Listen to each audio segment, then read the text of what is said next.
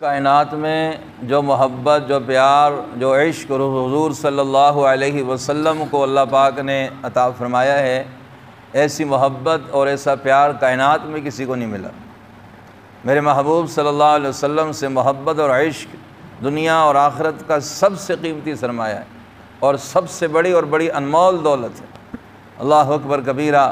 صحابت و صحابیات بھی میرے محبوب صلی اللہ علیہ وسلم سے ایمان کی اور اعلیٰ درجے کی محبت اور عشق رکھا کرتی تھی۔ غزوہ احد کے موقع پر ایک عورت افواہ پھیل گئی کہ حضور صلی اللہ علیہ وسلم شہید ہو گئے ہیں، دیوانوں کی طرح میدان کارزار کی طرف دوڑتی جا رہی ہے۔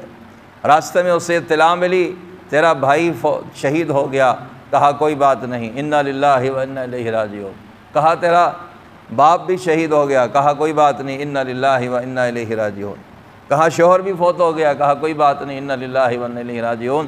مجھے یہ بتاؤ میرے محبوب کیسے ہیں، میرے حضور کیسے ہیں؟ صحابہ نے کہا حضور بخیریت سے ہیں۔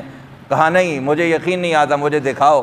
جب انہیں حضور صلی اللہ علیہ وسلم دکھائے گئے، اللہ اکبر کبیرہ، کیا محبت کے جملے، کیا عشق بھرا ہوا تھا ان الفاظ میں۔ رب محمد کی قسم، یہ سونے کے پانی سے لکھنے کے الفاظ تھے۔ وہ ماں کہنے لگیں، وہ عورت کہنے لگی، کل مصیبت بعدک جلل، میرے محبوب آپ کے ہوتے ہوئے مجھے ہر مصیبت قبول اور منظور ہے۔ اگر آپ خیریت سے ہیں، آپ ٹھیک ٹھاک ہیں، مجھے ہر دکھ قبول ہے، مجھے ہر غم قبول ہے۔ اللہ کرے ایسی محبت اور ایسا عشق ہمیں بھی نصیب ہو جائے۔